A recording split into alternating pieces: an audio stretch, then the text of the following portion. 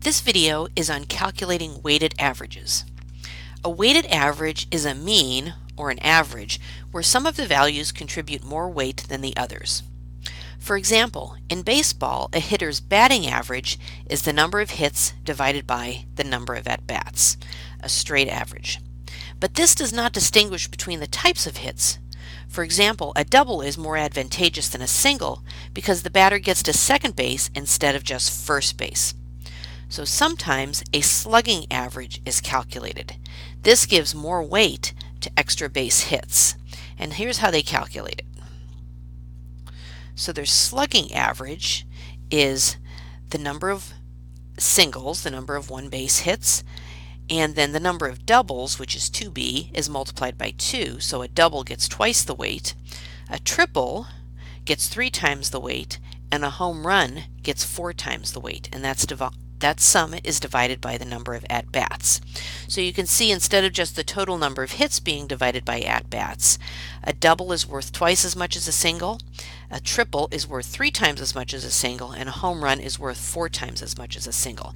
This weights the multiple base hits more than just a single. Let's take a look at an example.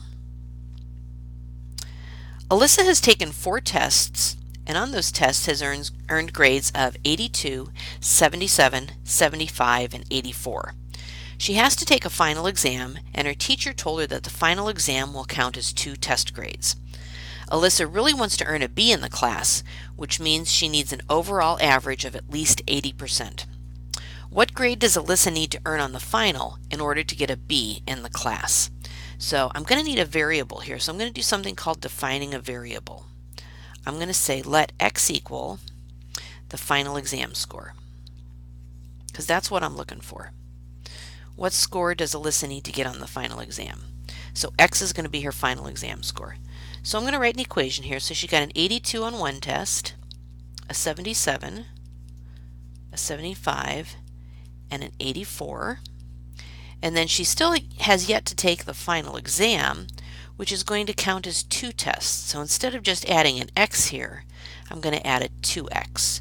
So these are her 4 tests she's already taken, and the final exam, which counts as 2 tests. To find this average, I'm going to divide that by the total number of tests, but since the final exam counts as 2, and then she had 4 already, I'm going to divide this by 6. Now that value there has to be greater than or equal to an 80% in order for her to get a B. So that's how we set up this weighted average. So when I add up 82, 77, 75, and 84, I get 318 plus 2x divided by 6 is greater than or equal to 80. Now I have an inequality to solve. I'm going to multiply both sides by 6. So 318 plus 2x is greater than or equal to 480. And subtracting 318 on both sides,